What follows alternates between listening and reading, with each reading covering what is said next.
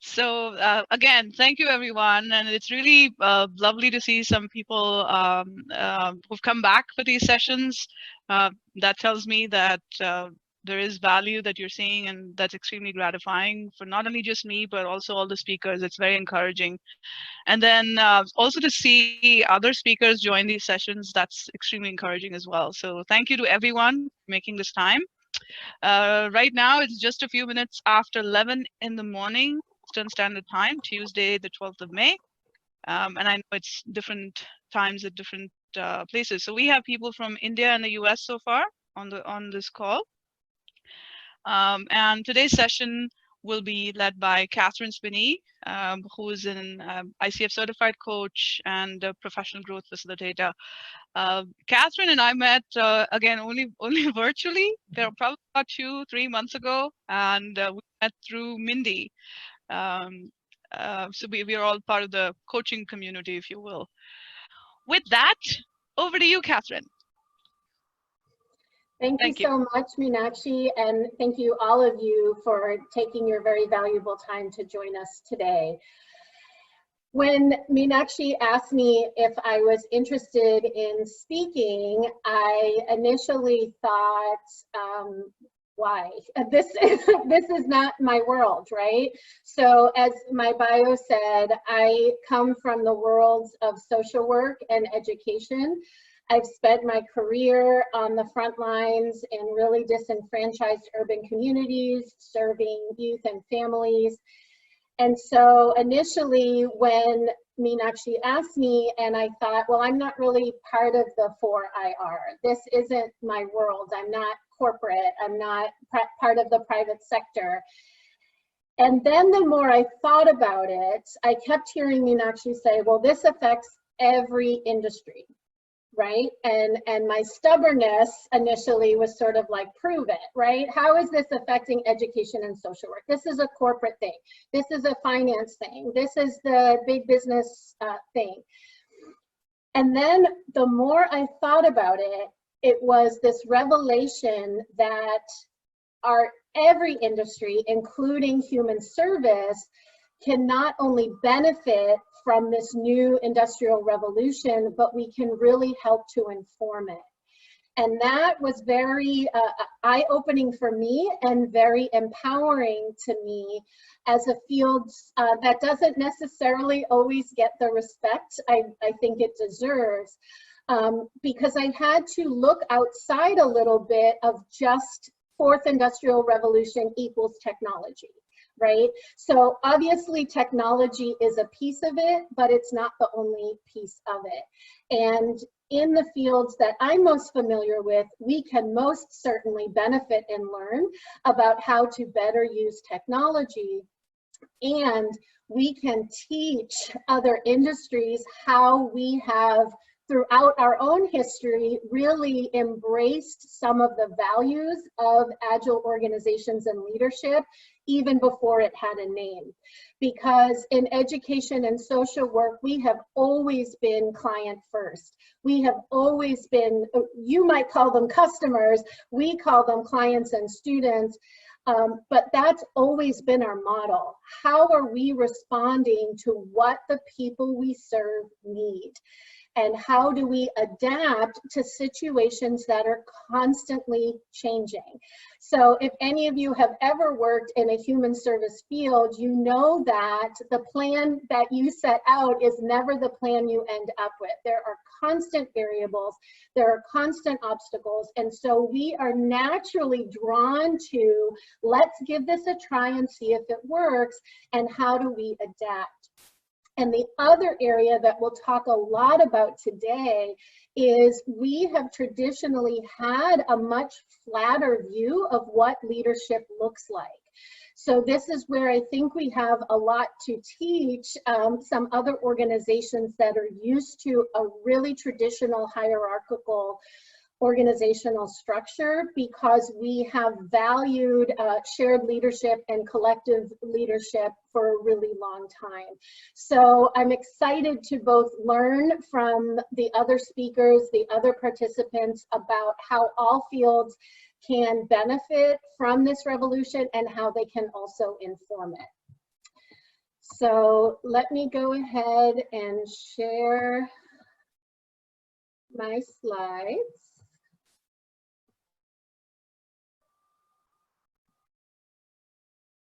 And if someone could give me a thumbs up or something that we're good to go. Okay, beautiful. So the top of this slide, you may have seen in other presentations or on social media, this term of Ubuntu, and I apologize if I'm saying it wrong. I am because we are. And this collective notion that we are all connected in some way, shape, or form. There is a literal meaning to that, again, as we talk about technology, but there is also the connection of how we relate to one another and how what we do impacts one another. So I was joking with Meenakshi before this session started, where we're talking a lot about agility on a big scale, on what it means for industries to be agile and what it means for organizations to be agile. And we were joking that on that individual level, it's just as challenging and impactful for individuals to be agile. So as someone who does a lot of work supporting leaders, I was not part of the virtual space before 3 months ago. Everything I did was in person, and all of a sudden, as someone who serves other people, I was in my own moment of agility. What do I do? How do I respond to what people need? A lot of the needs have stayed the same. How we serve them looks a little bit different through what venues, but how can I adapt so that I don't neglect the people I'm dedicated to serving during this time? And it's such a perfect example of what agility is responding to changing needs of the people that we serve. So I'm going to start us off, with a poll. So hopefully you can all see this one, if you would be so kind to respond to the poll that just popped up.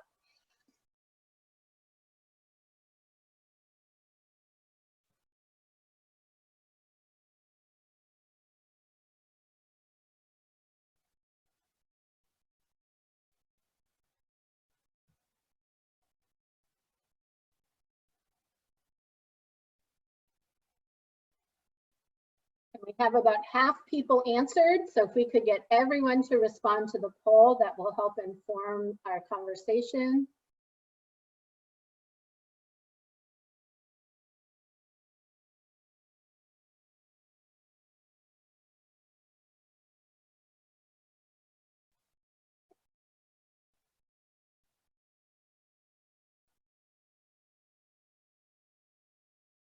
Okay, we got almost everybody.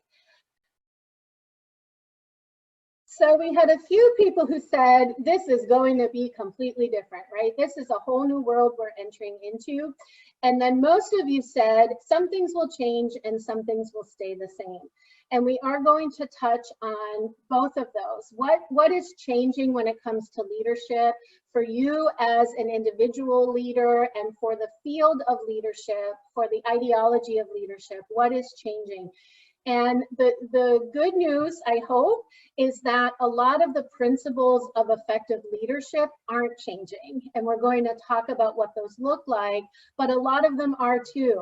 And so how can we take what we know to be impactful and effective in our leadership and adapt it to this new revolution, to this new way of working? And then a follow-up to that question is your response to it. How prepared do you feel?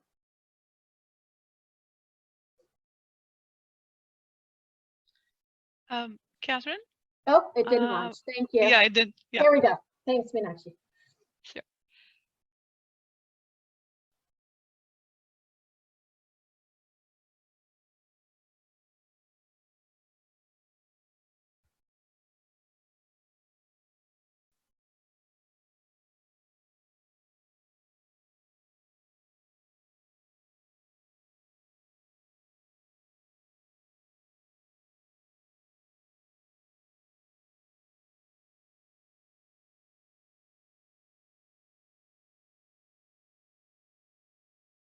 Okay, we need just a couple more.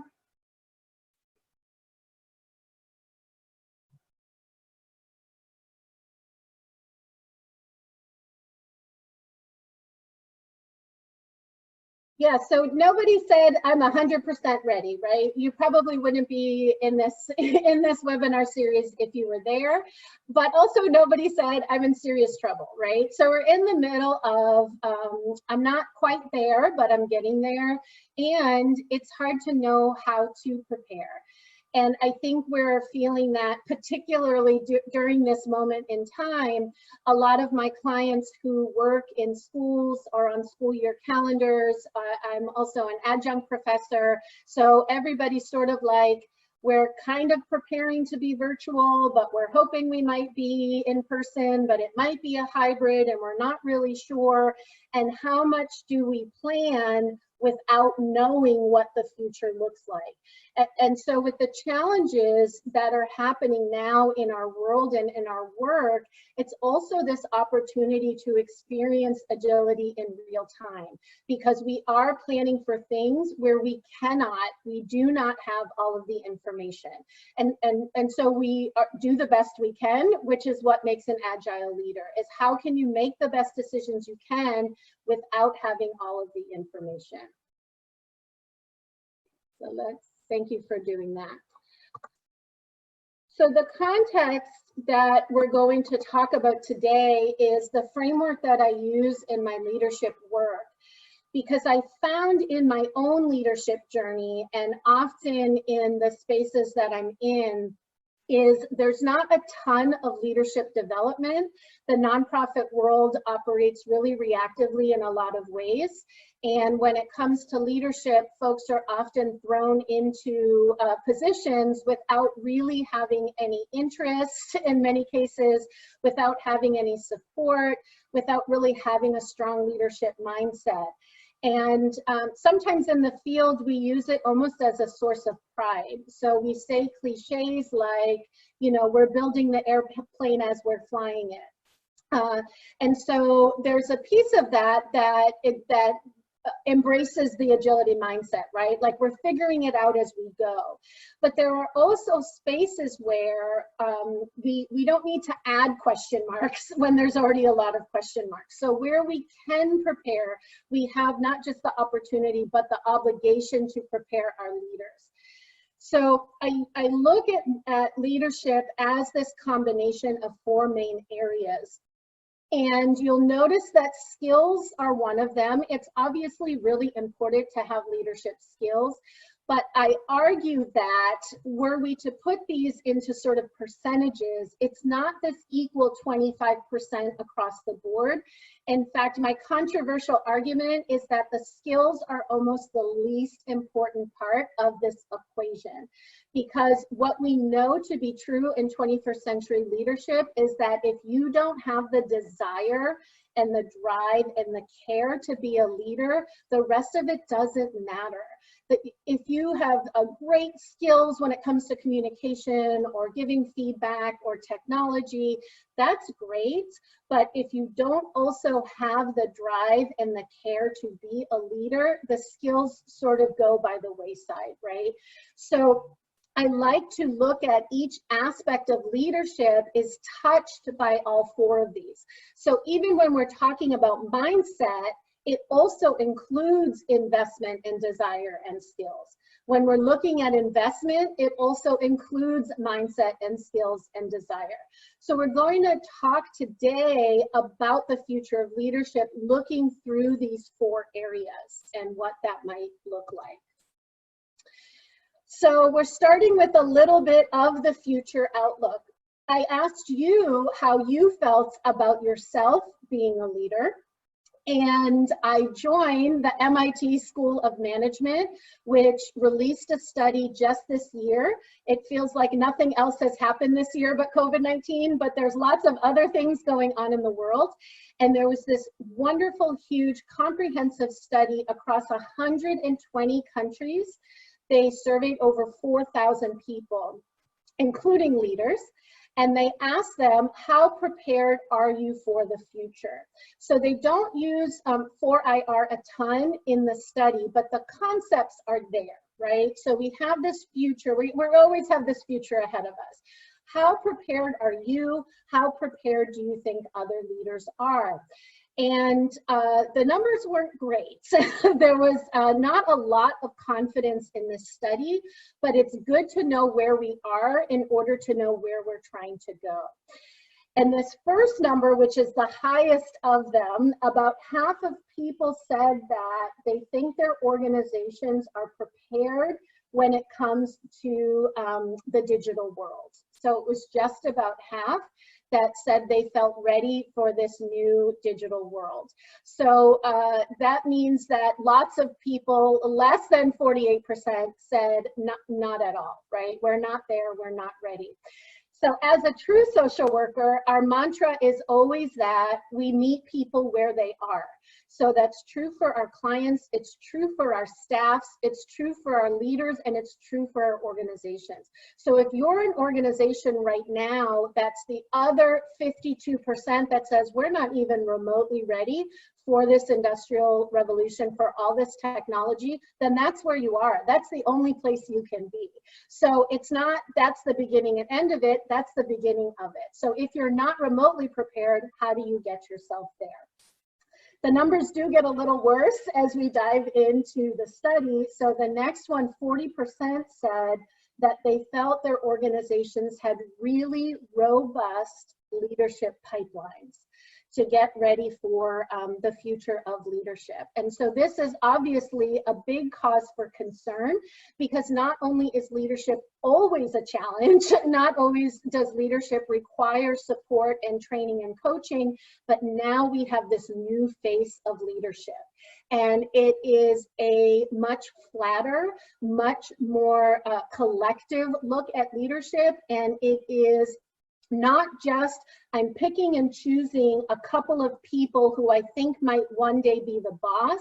It's how do I instill leadership skills and opportunities to absolutely everybody? Because a big component on the future of leadership is that there's not one person at the top anymore. There's not one and then two and then three and then four, or however that pyramid may have looked in the past. We're looking at a future of leadership where people are going to be leading each other, right? So on a particular project, there's one person in charge who is then going to be led by a person they're leading in that project. And so it's really important that the concept of leadership skills and development is not who we deem leadership worthy. It's not who we deem has leadership potential. The skills need to be embedded into everybody. And we'll talk about mindset a lot, but a big piece of this is the mindset shift, which is the vision we have held, particularly in the West, that a leader is a boisterous, extroverted, charismatic, work the living room kind of leader.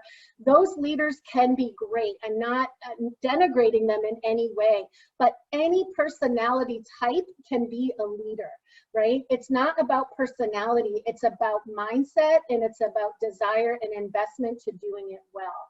So one of the biggest shifts is going to be, how do I build leadership skills in everybody, not just one or two?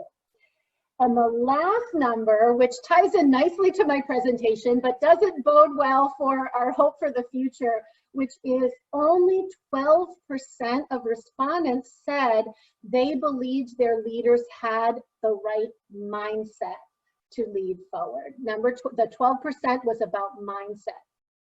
So the good and bad with mindset is, from a technical sense, it's the easiest to shift, right? You don't have to learn all this new technology and database. I was joking with Meenakshi 2 months ago when I first got on Zoom. It was like overwhelming. I was so nervous. I was mortified every time I made a mistake. I think I've now officially made every mistake there is to be made. We'll find out by the end of today. It was so nerve-wracking. I was avoiding it. I was dreading it. And then I learned it, right? And here we are. So the thing with mindset is there's nothing technically challenging about it, but it's arguably the most challenging for people to shift, particularly when we're talking about leaders, because traditionally leaders were the ones in charge. Leaders were the ones with the perks and the, you know, the office window and the parking space and all those things we talk about with leaders. So to ask people who benefit from power to start sharing that power and why that's a positive thing, that's a really challenging mindset for a lot of folks, and not everybody's going to get there. And so I think we would be remiss to talk about the future if we didn't talk a little bit about our future and current workforce. Of course, there's many generations to come after this, but there is value and danger in generalizing too much, but we understand that we are in a multi-generational workforce, that the millennials are now the majority in our workforce. And one of the things I wanted to point out, a couple of things, is that there is overlap between these next two generations, and there is also difference. So it's important to know with this next generation, not just of our staff and our leaders, but also our customers and clients, right? So this is what they, how they think and how they function and how they operate. So as I don't want to speak for everyone in this space, I'm not sure we have millennials here, we may, but as folks who might be of Gen X or boomers or a little bit older generations, it can be easy to look at everyone after us and group them. That's the younger generation. Those are the younger workforce. But there's actually a lot of difference between millennials and Generation Z. So let's first talk about what's the same, because this really informs our leadership. And one of the biggest components of working with younger generations and looking at our customers and clients of younger generations is the concept of customization, right? This is not the dinner table I grew up in when my mom said, we're having meatloaf tonight, and if you don't want meatloaf, you don't eat, right? This is not that generation. It's not the generation that had to wait till Thursday nights at 8 o'clock to watch the show they wanted to watch, or else they missed it. These are both generations that get to choose what they want and how they want it, and then they get to tell people about it. They have platforms all over social media to do reviews. Even Meenakshi said, with this session, you can give it a rating, you can give your opinion, you can write a review. Anytime you buy something online, you immediately get an email that asks you to survey. How was your experience? What did you think? How can we do better? So as staff, as future leaders, and as our customers, this is what these generations expect. I want the opportunity to do it my way. I want the opportunity to get exactly what I want, or I have the capacity to go elsewhere. While I don't identify as a Gen Z or millennial, I am right on that cusp, and I find myself with this mentality a little bit. And I'll give you just a quick example, but it was very, very telling of how this mentality works. So in my neighborhood in Baltimore, we just had a little restaurant open. One of the beautiful parts of Baltimore is it's very neighborhood based. We have a lot of mom and pop sort of stores. And I went in and they sold tacos, which I was interested in getting. And I also noticed they had a lot of dishes that had shrimp in them. So when I looked at the tacos, I wanted a shrimp taco. So I said, could I have a shrimp taco? And they said, well, we don't make those.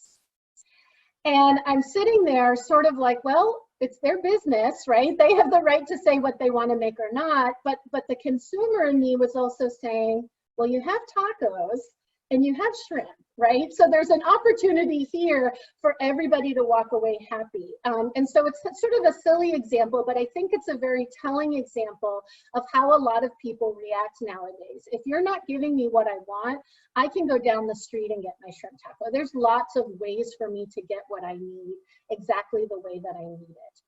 Another shared thing between these generations are growth opportunities. So particularly with the Zs, when they interview Generation Z and they ask them in their first job, and they'll ask them, how long do you think until you get promoted? And most of them say between 1 and 2 years. So they have an expectation that they want to grow and they want to grow quick. And we have a lot of leaders who are in traditional mindsets of leadership of you have to pay your dues and get your 25 years for the gold watch.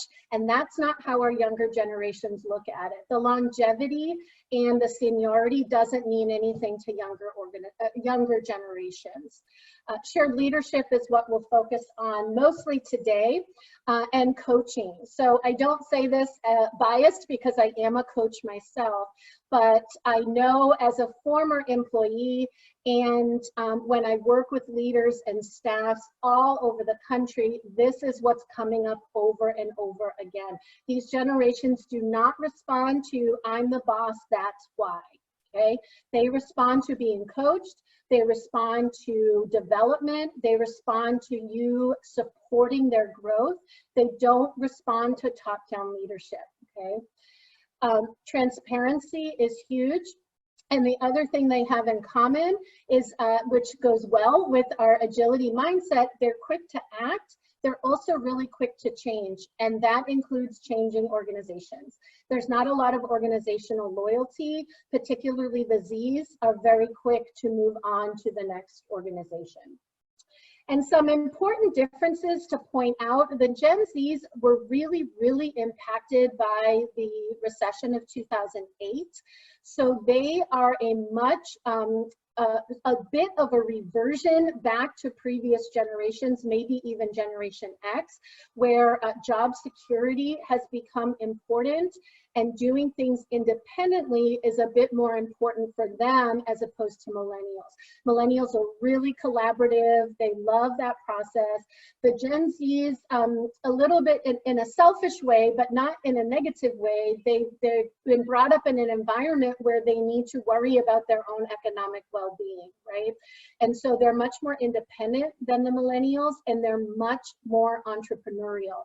So they're the first generation where the idea of college has started to shift a lot for this generation with the costs of how much college has become, and with the options, again, the customization of how they can train themselves online and customize their own training experience.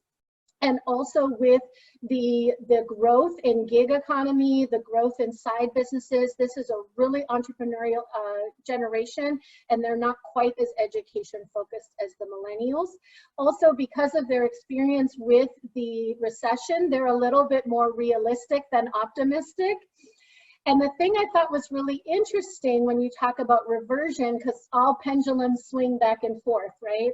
So with the millennials who grew up with social media in a very public way, and you look at where they spend their time on social media, it's largely Instagram, which is a very public platform where things stay, right? Where you put up a picture and there it is. Gen Z has gravitated to Snapchat, which is sort of this 24-hour life cycle, and then it disappears. So it's still public in the sense that it's out there, but it's less permanent.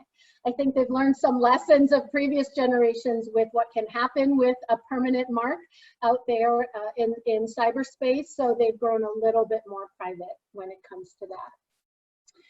So mindset, where some of the biggest shifts in mindset are occurring, will continue to occur from our traditional leadership model. If we think of the previous industrial revolution, when we talked about making as many widgets as humanly possible, it was all about repeating and fidelity and doing as much as you possibly could, as quickly as you could, and making the best product.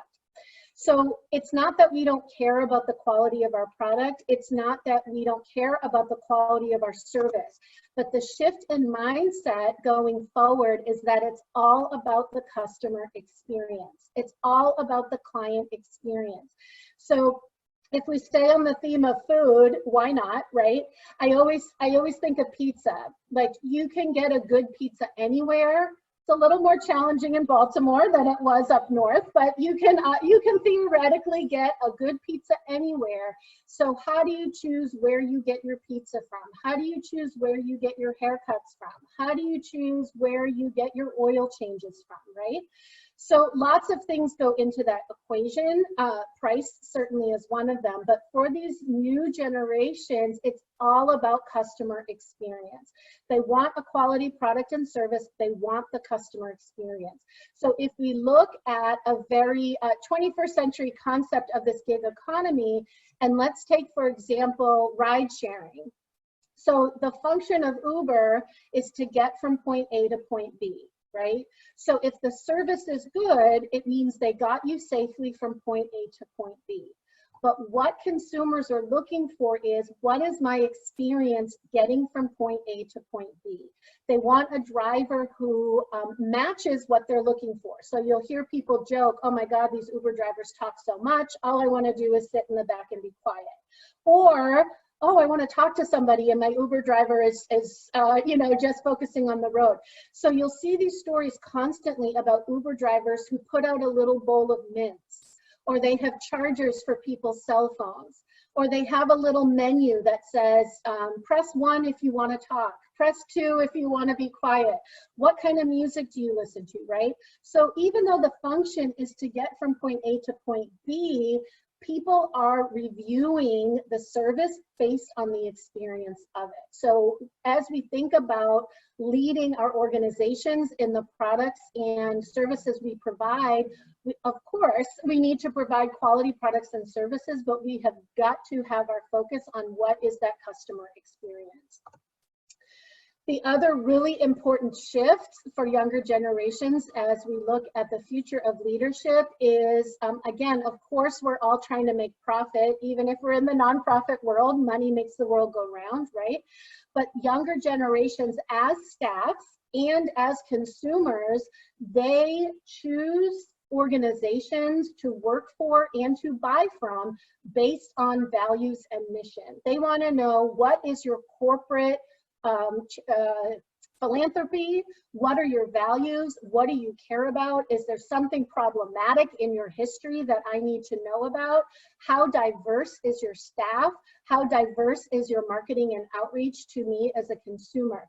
So it's, of course, thinking about money, but also what are our authentic mission and values, and how are we connecting them to our future staffs and customers. And finally, getting out of that widget mentality of, this is the product we make and this is how we roll it out. So buy it if you want, and if you don't want it, then don't buy it, right?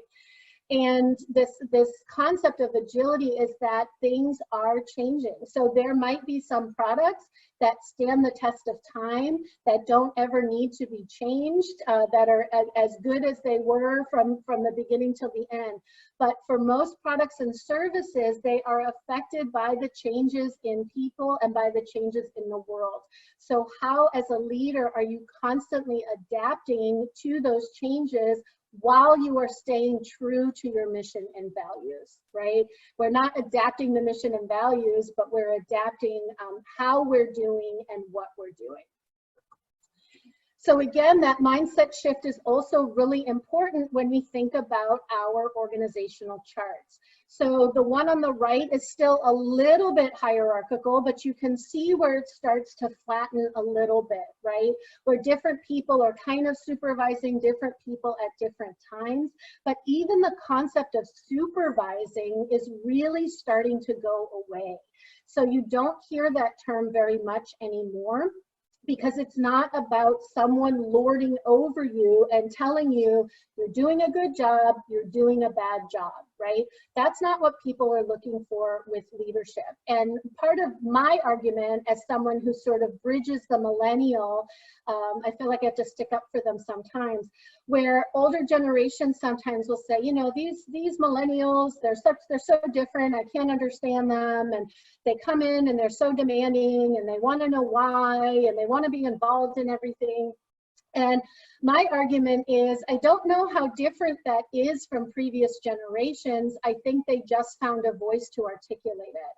I don't think people who worked in places in the past that were just told what to do and barked at all day long and weren't given a voice, I'm not sure people really ever loved that. They just might not have known they had an option to do it any differently, or they had any voice to say it. So I don't think they're so different. While there are some differences, I think that the desire to be respected and valued and have a voice really is something pretty universal. And then when we talk about investment, so again, investing takes mindset. You have to be willing to invest. And we can start with technology because that's a big part of what we're talking about. But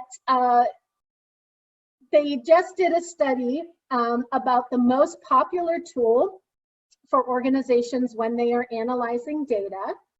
I'm guessing you can guess what it is, but what would be your guess of what 62% of organizations are currently using to analyze their data?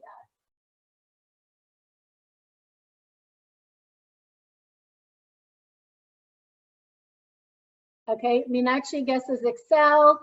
You got it. It's good old Excel, right? And look, I'm not here to trash Excel. I love Excel. I use it a lot myself. I've also been in organizations where people don't know how to use Excel, or they are constantly emailing updated Excel spreadsheets back and forth to each other in an extremely inefficient system. And there's 1,000 other platforms to use besides Excel. So it might be that Excel is the perfect platform for your organization. But in this new world of technology, are we using what's available to us, and are we using it effectively? Coming again from the nonprofit world, we are often in a position where we get things at very low cost and sometimes free. So those of you who may use Salesforce, which is a very common, very expensive platform to use, they have a version for nonprofits that is like hundreds of dollars, right? It's really, really, really low cost. And I worked in an organization that had it, and we essentially used it like an Excel spreadsheet, right? So we had all this opportunity to really help ourselves and those we serve with this more efficient, more effective technology, and we didn't use it. So a lot of times in our field, but I think in the private sector too, we say that we don't have time to do things, and so we waste our own time by not taking the time to learn about and use things that will save us time in the end.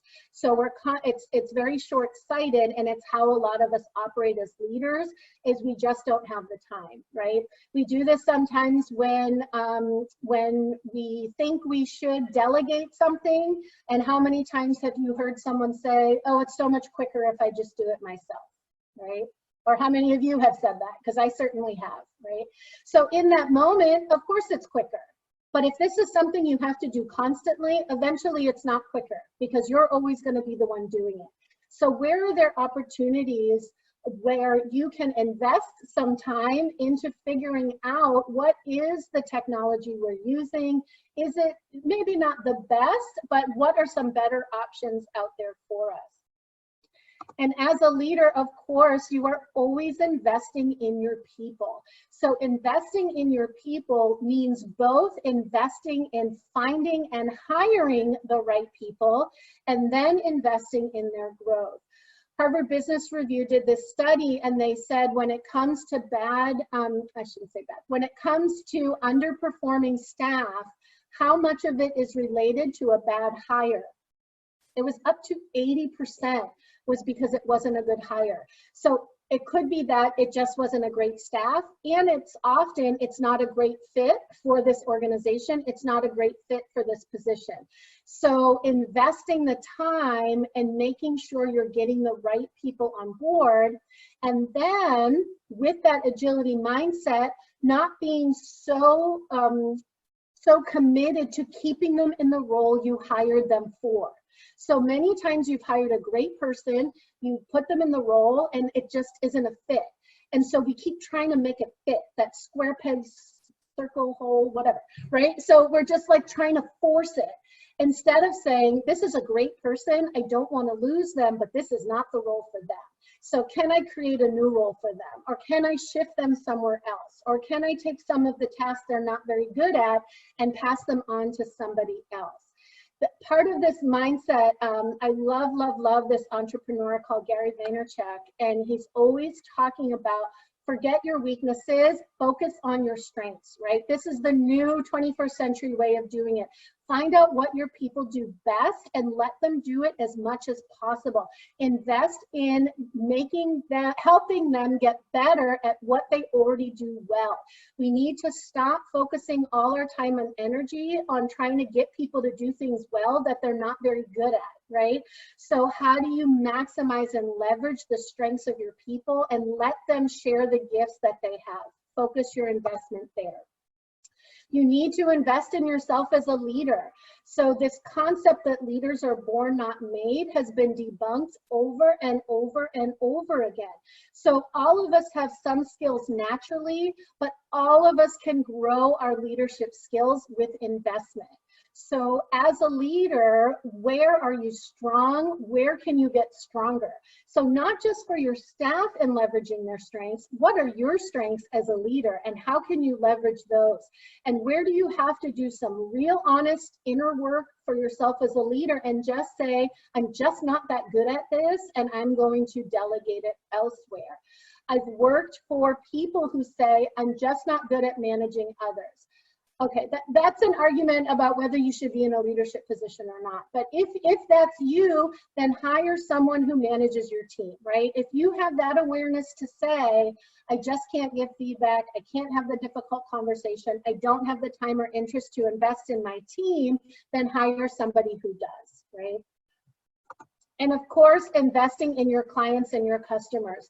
How do you know what they want? Where are there opportunities to get feedback from your clients and customers to make sure that you are serving their needs?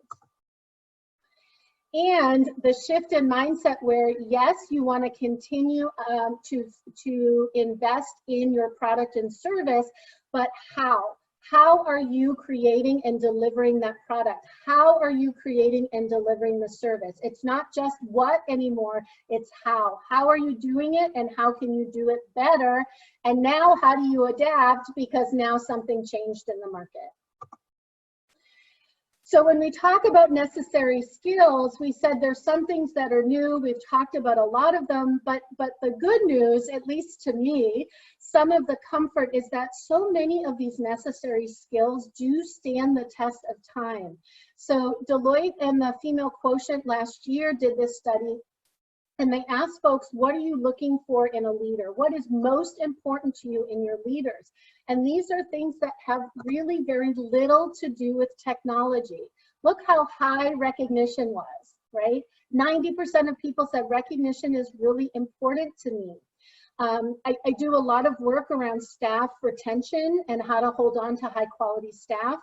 And I'm not remembering where this study, where this data point came from at the moment, but they did a Gallup, sorry, it was from Gallup, and they interviewed folks who had left their jobs in the past year, and they said, what made you leave?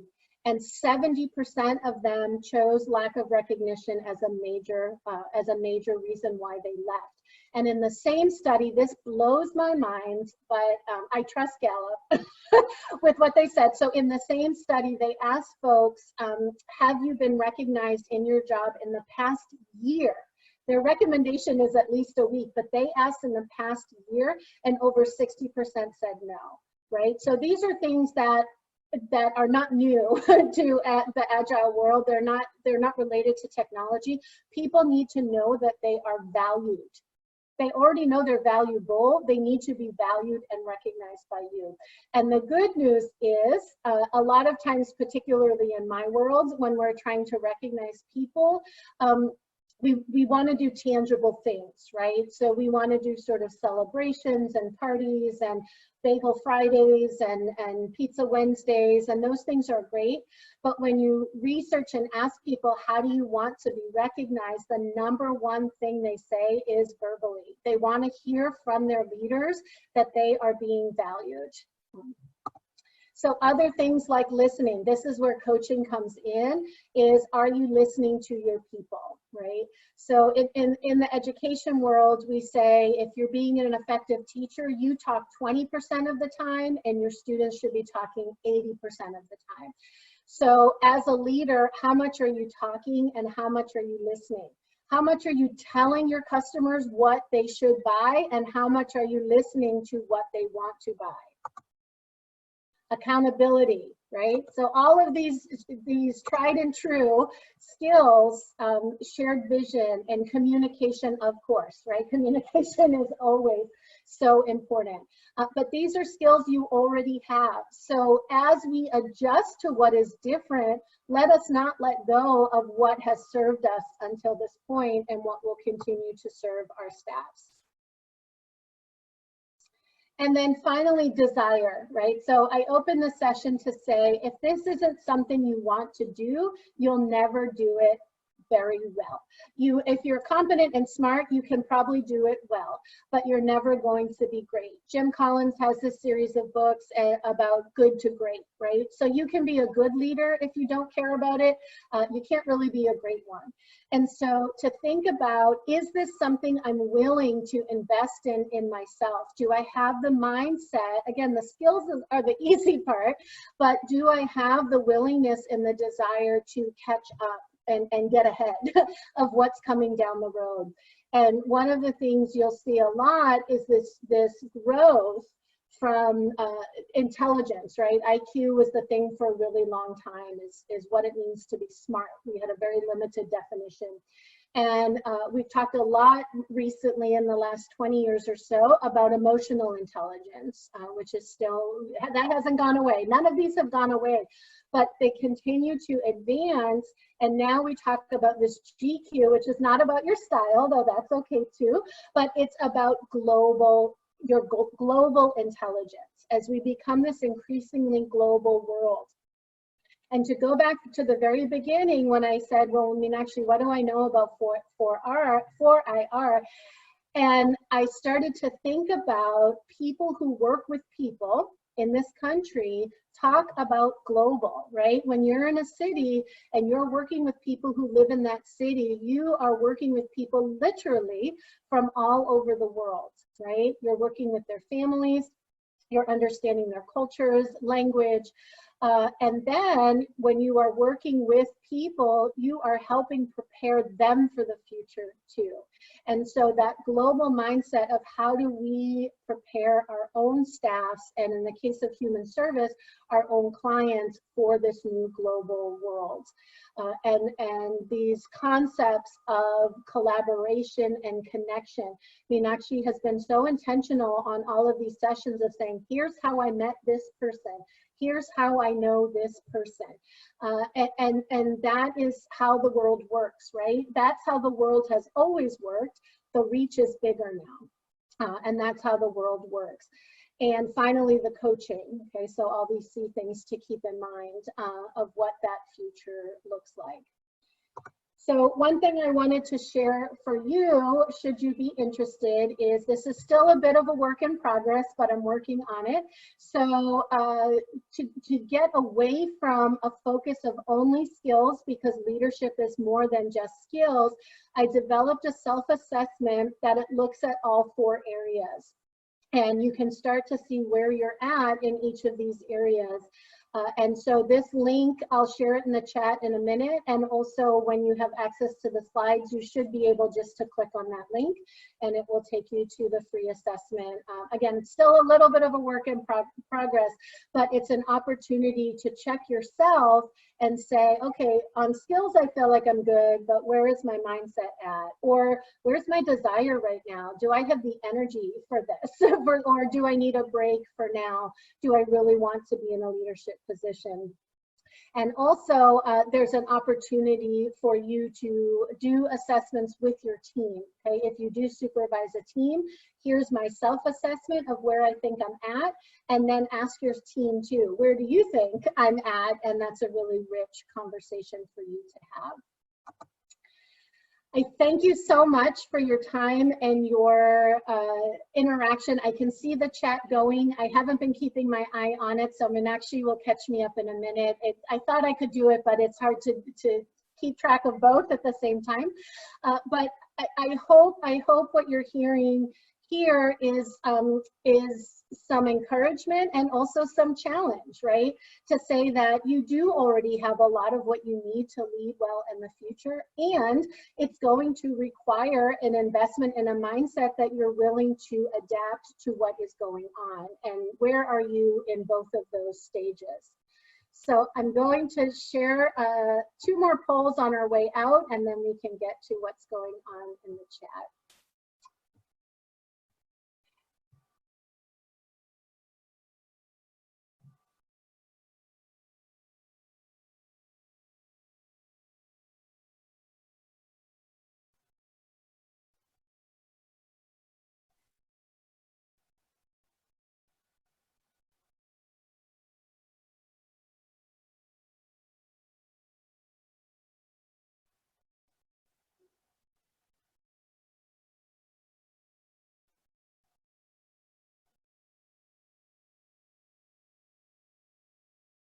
Okay, we're waiting on just a couple more. I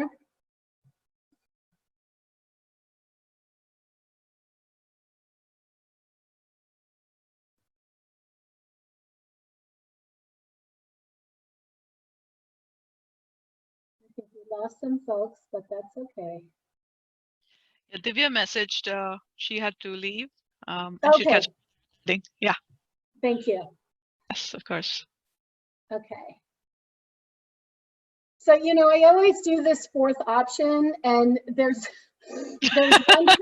one training series I do every Thursday, and there's always one guy who picks the last option, and he says, "I like to keep you on your toes." But I said, look, you know, sometimes I use this analogy of a closet. I always go back to this analogy where, like, when you're cleaning out a closet, it's always worse before it gets better, right? When you pull everything out of the closet and you look around and say, what did I just do? It was better than before.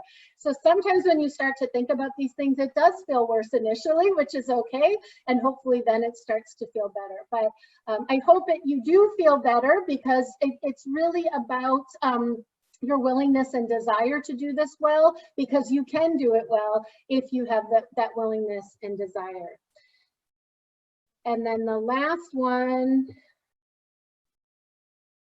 you can choose more than one answer for this one. So choose as many as fit.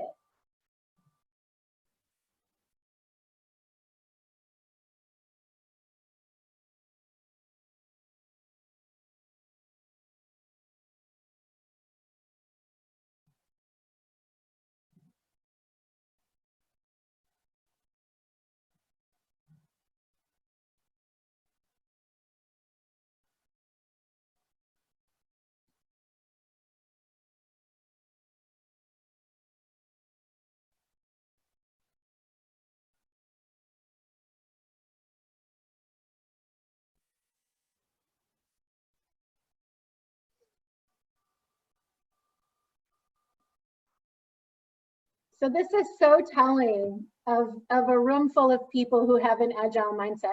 Look at what came out as #1, the stronger networking and relationship building skills, right? Because we know, we recognize, not everybody recognizes that. We're a bit of a biased group here, or a skewed study sample, because we already have this mindset, but understanding the networking and relationship building skills and how vital that is. And then sort of a pretty even spread. The technology, of course, we all need to beef up our technology skills, but of course we all can, right? The mindset, beautiful. Support, absolutely. The willingness to try new things is maybe the hardest of all of these, I think, and some more confidence. Beautiful. Well, thank you so much. I'm going to stop sharing so I can be back in the chat a little bit. Oh. This is fantastic. Thank you, Meenakshi. What's everyone saying in the chat? Can you fill me in? Lots of comments around great insights. So Michael thinks the brilliant insight and assessment. David says you actually belong in the corporate world. Don't think I haven't thought about it like every day of my life. I have this vision that the private sector is this well-oiled machine where nothing ever goes wrong and everything is smooth and you guys have it all figured out. Why do you think I'm here? It's like I just have such a vision that it's like this idyllic place. I've worked in both sectors, and Yes. I can tell you there's good organizations in both sectors, there's good leadership in both sectors, there's bad organizations in both sectors, there's bad leaders in both sectors. You're destroying my fantasy, Rebecca. Yeah, well, you just would have to find the right place. That's right. That's Yeah, right. just like you have to find the right nonprofit. That's right. True. Absolutely. Shri says he loved both the survey questions. It gives us a sense of self-check, and to complement that, we have the self-assessment link to go back to. That's great. And Shri, don't worry, you have the assessment, the recording that'll become available in the next couple of hours, so you can go back and look at the whole session again.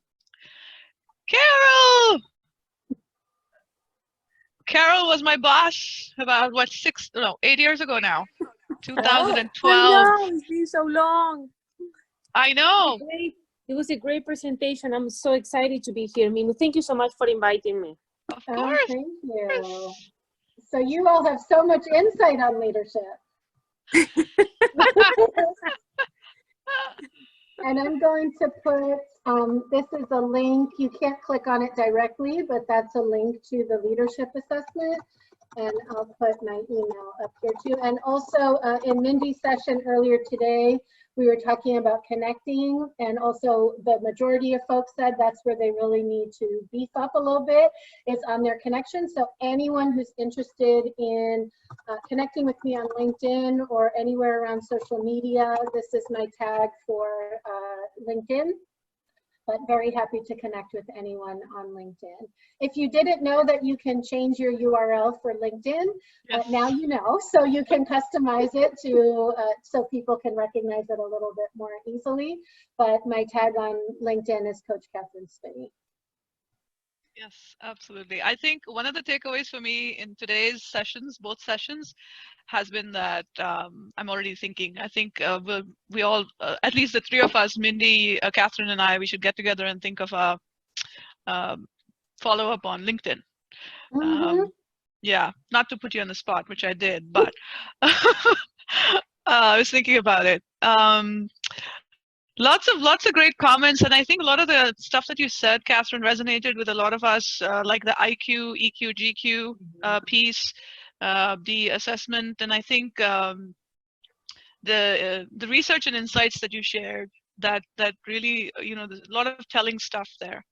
I open it up to questions. Ravi, did you have questions? Do you want to kick us off? Sure, absolutely. Yeah, Katherine, amazing insights.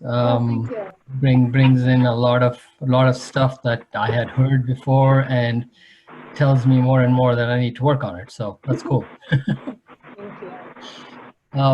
Just one insight. So I'm from the corporate world, from the private sector, in a leadership role as well. So I saw one very interesting comment that you made, where the general trend of organizations are going more from a profit-driven model to a missions and values-driven. So I'm going to challenge you on that. Just looking at what happened in the Wall Street on the stock market in the last 3 months. To me, that says nothing about that statement. To me, it's totally contradictory. So please give me examples. So this is, I know, is a snapshot. It's a very small period in time. Hopefully not a trend. So if you can give me some examples or some other ways to get better insights to really acknowledge, and I get it. I absolutely am the other way. I think we need to be mission value driven, things like that. So if you can maybe point me towards either publications or studies or books that make me understand that concept a little bit better, that would be great. Yeah, and I might not have articulated it in a way that captured what's going on so accurately, which is that the newer generations are looking for organizations that are mission driven and values driven, and that a lot of them still have a very long way to go.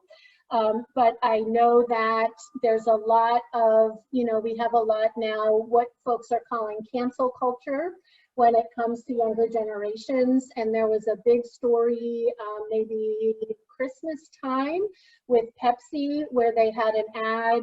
I don't know if you remember all this backlash, but they had an ad, and it was in the midst of a lot of stories coming out in the United States about police brutality and a lot of situations that were happening, and the optics just weren't there.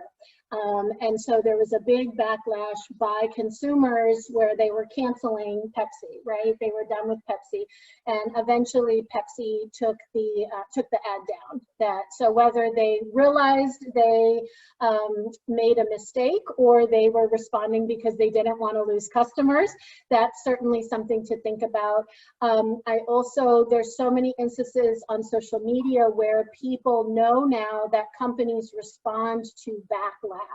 So you're right, where maybe the values and mission aren't there yet, but they maybe in their drive to care about their profits, they are responding to when their consumers lash out. The airlines have gotten it bad over the last year or so. There's been a couple of instances. One of them was a woman, I believe she was in Atlanta, and she was the head of like the Atlanta NAACP, and she was asked to get off of a flight because of something she was wearing, and there was a huge social media backlash. I don't remember the airline. So you're right. So maybe it's a bit more in, this is something we need to pay attention to because it affects the bottom line, not necessarily because our values are there yet. But I know that with the younger generations, they are holding organizations more accountable. So, right, thank you for pointing that out. Yeah, thanks for the clarification. I Yes. think great clarification. I think I was thinking of it in a slightly different way. Thank you. Yep, thank you. Michael has his hand up, I think. Hey, that was lovely, really brilliant. Oh, thank you. All of that, and I could see as a coach, and I'm a coach, how you employ all that as well, which is fantastic. My question is quite a simple one. I loved all the stuff when you said when you work on job retention, and that apparently it turns out, that 90% of people just want to hear verbally that they're appreciated.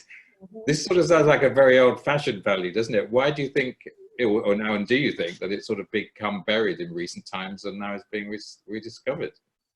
Yeah, so I think the mentality, and I have a dad with this mentality, God bless him, which is your reward is your paycheck sort of mentality that I think was around for a long time.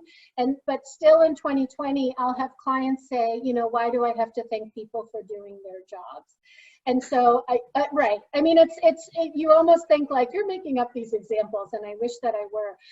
Where I think it's resurfacing and where it's getting more attention is compared to the past, workers are much more willing to then leave, right? I think previously it was like, my dad, again, who worked as a teacher in the same school, in the same classroom for 38 years, his mindset was not, I don't like what's happening, so I'm going to another job. It was sort of, this is what work is, right?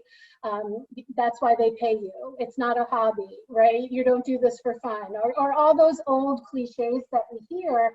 And I think people were much less willing, and probably there was much less opportunity, right? When we keep talking about all this online and virtual and side jobs, and where we can literally work anywhere in the world at this point in time through our technology, where people have a lot of opportunity to say, no, okay, well, I'm going somewhere else. And the organizations who start to feel the impacts, again, to Ravi's point, if nothing else, the economic impact of having a lot of turnover, then they're forced to say, this is costing us a lot of money. How do I hold on to this quality talent? And if they ask them, or if you do any research at all, it's pretty simple and it's pretty clear, right? There's not a lot of information coming out and saying, no, that's not true. People don't really need to be recognized. It's pretty consistent that it is such a high value. Can I just do one quick follow-up? Sorry, I don't want to monopolize. I was just thinking, given what's happening everywhere, and especially in the US, and unemployment, I mean, yes, it's no surprise, obviously, because people can't work. Is there going to be a huge reshuffling? I mean, and how do you see that dynamic working when people now rehire, and possibly not from the people that they've been hiring already? And will they be using different mindsets to make their choices about, how do you just set up an airplane factory again? I mean, but maybe not just specialist things like that. I mean, these things are going to perhaps have a factor in attracting when people go, well, I haven't got a job, so I'm going to make sure I get a really, make more of an informed choice, perhaps. Yeah, and I think people who have more choice will continue to have more choice. Unfortunately, a lot of folks who have fewer options sometimes remain with fewer options. What I've heard more from the professional crowd is, pay attention to how employers are operating these days and how they're treating their staffs, and who they're laying off and who's getting bonuses, and like we're watching, we're paying attention. But I know for folks who are maybe in wage jobs, hourly jobs, where they might not feel like they have as much opportunity, particularly here in the US, where a lot of our wage workers aren't documented, they're very limited in where they're able to work. One of my students, I teach an ESL class, which is another connection I have with Meenakshi, worked at a restaurant. So of course, a lot of restaurant workers have been temporarily laid off while restaurants are closed. And she's been at this restaurant, I think she said 12 years. And he told her, when we're up and running, everybody has to reapply for their jobs, and everybody has to re-interview for their jobs. And I'm encouraging her while being realistic. There's a lot of restaurants out there, right? But being realistic with some legal stuff and where she's able to work and all that. But just that concept, when you talk about how leaders are taking care of their people during this time, and the instances where they're so clearly not. And I hope staffs are paying attention to that. Thank you. That last point you made, Catherine, it took me back to one of the things you talked about the desire and the willingness. I think trying to find a way out of any situation, to me, the starting to have the willingness, because when there's intent, then there's always a way out. I had a question also. It's to do with the multi-generational workforce. It was kind of triggered by one of the questions Michael had. I have found it hard to work with Gen Z and even millennials. I'm not that far apart from a millennial myself, but the need for, and I think it's probably a lot of it is cultural as well. So for me, being appreciative and particularly being so verbally is not something that comes naturally to me, because I think I had to work hard to earn anything. So it's like, it's your job, and I don't think I have to thank you because you did your job, right? And that's my struggle. One of those. I'm sorry? I said you're one of those. Yes, I'm one of those. I know. You haven't met my mother yet. What I struggled with was that there's two questions I have. One is, do you have any tips that you can offer I don't know what you would call, like Gen X or the previous generations, that they can, some tips on dealing with or navigating the younger workforce? Number one. Number two, where do I, as an older worker, draw the line between being authentic and being true to myself and doing something just because, okay, I need to do this to get this done, So it's a two-part question. Yeah, it's $1 million question. And I think it is, there's so much to being an effective leader that requires balance, right? And so when we talk about that pendulum, there's almost nothing that is beneficial if it's too much one way or too much the other. And so when we talk about being an authentic leader and being true to who you are, it's pretty hard to 100% of the time say and do everything the way you want to say and do it and keep your team on board, right? I think there's some who have that capability. I think for most of us, it also requires an adaptation to who it is that we're serving. And I remember the first time I was ever a supervisor, it's like a joke to me now, but it was so funny because I had 2 staff who were like almost polar opposite. So at the time, it was really challenging. Now I'm grateful for it. But taking both the generational understanding and having individual conversations, because there's folks like you and that are millennials and that are Gen Zs, even though they're younger, right, who might be more of that mindset. And there's folks who are going to need a lot more attention from you and a lot more recognition from you. But I remember when I would sit down for our one-on-one discussions, and I'm someone who initially just says, okay, number 1, boom, where are we on that task? What are we doing? What's going on? And with one of the staff, I started to realize at the beginning of every session, she would say, so how was your weekend? And how's your mom doing? And how about those Patriots and whatever? And so it's kind of like, okay, so I guess she wants to chit chat a little bit. So I had, because it wasn't my way necessarily, but I had to make a mental note when I sit down with her, she needs that 10-minute personal connection. And so I did. And then I said, okay, well, I'll start doing that with the other person too. So I sat down with the other person and I said, so how was your weekend? And he said, what do you care? Let's go. Number 1, like we got a lot of work to do, right? So I was like, well, what, I thought I was doing the right thing, right? So it was such a good real life example to say like, oh, I have to sort of figure out what they need from me and adapt to that. And so I think for me, what helped is where does the adaptation not negatively impact anything, right? And you know, I talked about this a lot with feedback, where a lot of managers get really anxious around feedback. And so for me, I said it was never a question of if you want it, but I'm willing to adjust a little bit to how you prefer to receive it. And so again, with these 2 staff who were so completely different, one of them said, can you please not wait until we sit down one-on-one to give me feedback? Just tell me that moment, that day when something happens, because it's going to be on my brain. I'm not going to be, especially because we used to meet on Mondays. She said, I'll think about it all weekend long. Can you just give it to me in the moment? No problem. The other one said, it is so distracting when you give me feedback in the moment. Can you please wait until we sit down during our one-on-one supervision and give it to me then? So it just, they were a funny pair. But the point is, I'm giving you the feedback whether you want it or not, right? This is a non-negotiable, but I'm happy to adapt in a way that serves you better. So I think one of the real cautionary tales I had to learn over my years of hiring is a lot of us tend to hire who we relate to, and that includes working style.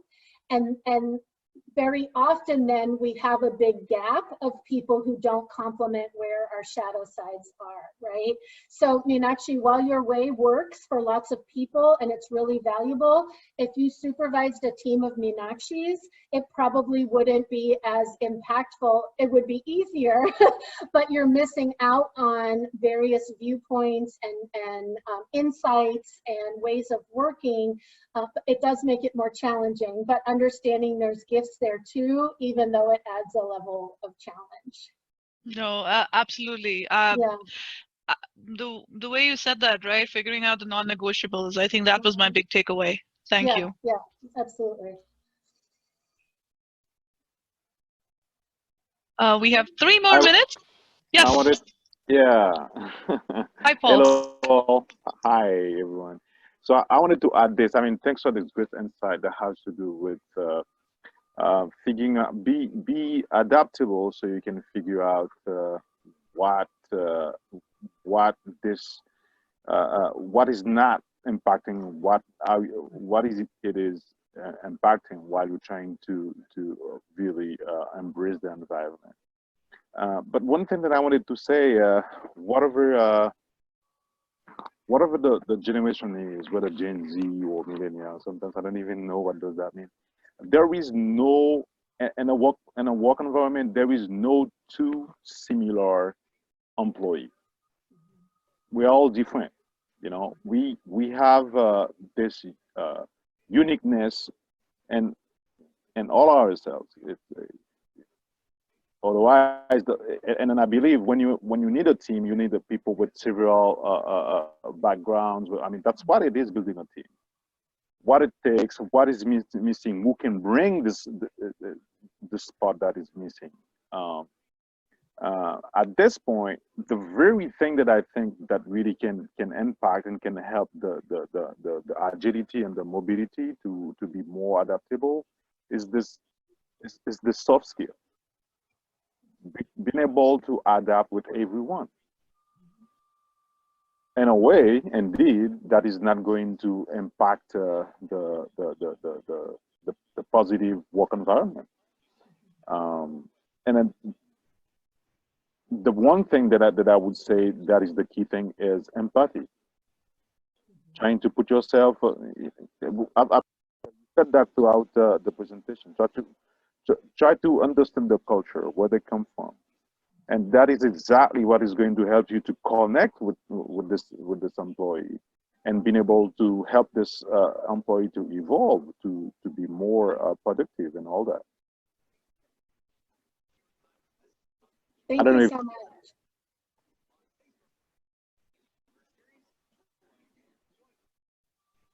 Sorry, Paul. Were you finished? I didn't mean to cut you off. I actually did finish, but except that I was going to ask if that comment or input helped.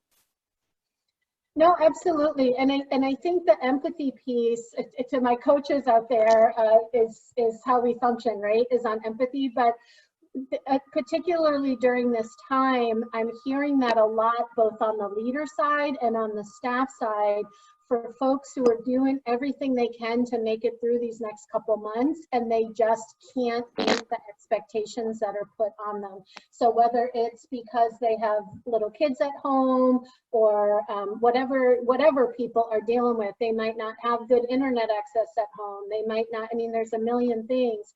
And I think, actually, that it's a good, not a test, but as a leader to say, yes, we need to keep things moving, and how do I support my staff who really can't do what I need them to do right now? And where is that balance of what's non-negotiable, but where is the empathy? In particular, if this is a staff who, when we were working, wherever we were working, was really fabulous, right? And now during this time, they just, for whatever personal, mental, whatever reasons, they can't meet those expectations. So as a leader, there's things that are in your right to do, but does it make them right? I guess is a question for yourself. Thank you so much, Paul. Great comment there. Totally agree. And I know Srini had to, oh yeah, Srini wasn't on this call. So that he'll be on with us on the panel with Rebecca and David. So that's what came to my mind when I heard Paul's remark. So in the world of software development and product development, in the agile way of working, you have Scrum Teams. And that just like in the sport where it comes from, rugby. So it's a self-organizing team, and it's cross-functional, and it's like an orchestra. And that's the metaphor that comes to mind, right? You can't play all the instruments, and if you're missing one instrument, the orchestra is not complete. So each of us in a team is in a way like that. So I take your point, Paul, that it's not just about, we can't, and I think Katherine started off saying that as well, that generalizing is not the point, but it is important to understand the framework. And I think in that context, it makes sense.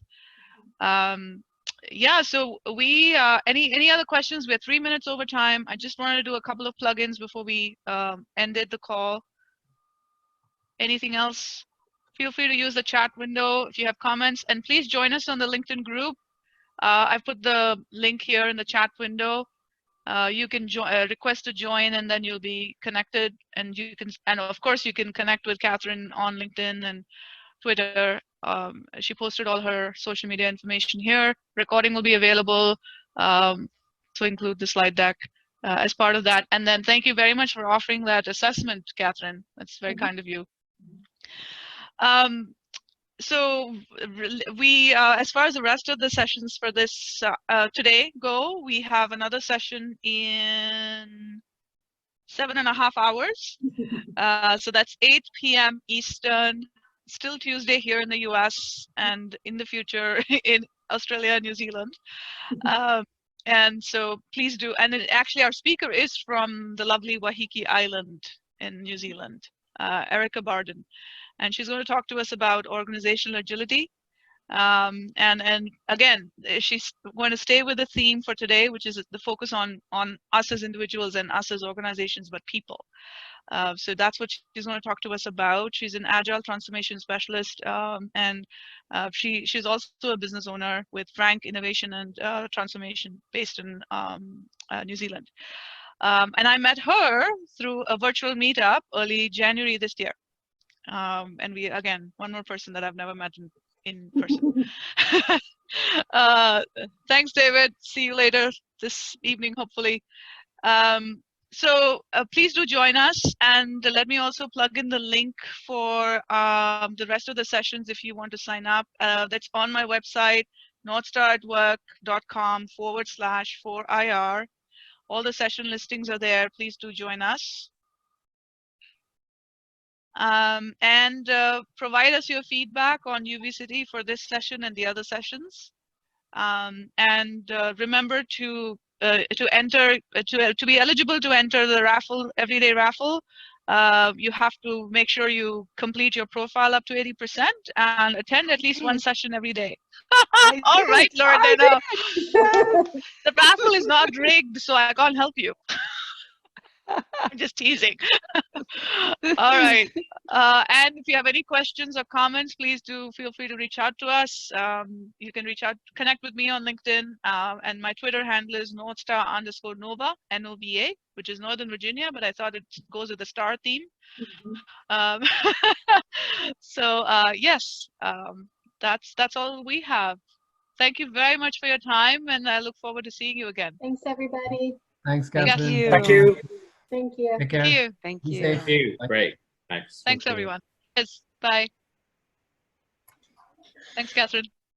Thanks, Meenakshi. See you tonight. Yep, cheers.